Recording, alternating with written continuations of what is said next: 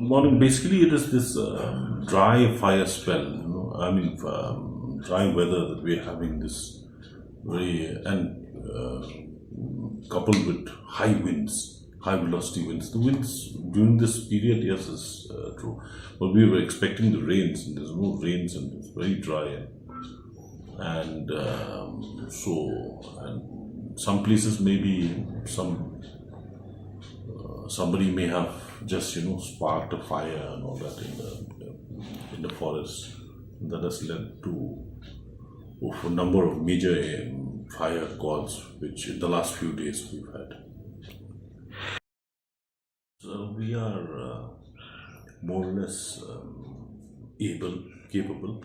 Recently, the government had given us some home guards, 120 odd home guard personnel. So that has slightly augmented our strength, and those home guard personnel were trained in Mairang at our Mairang Fire Training School, and they were trained for 10-15 days on basic knowledge of fire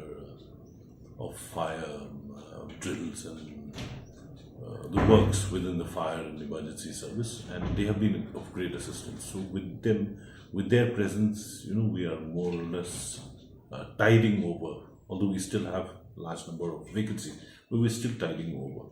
But it is still a huge stretch.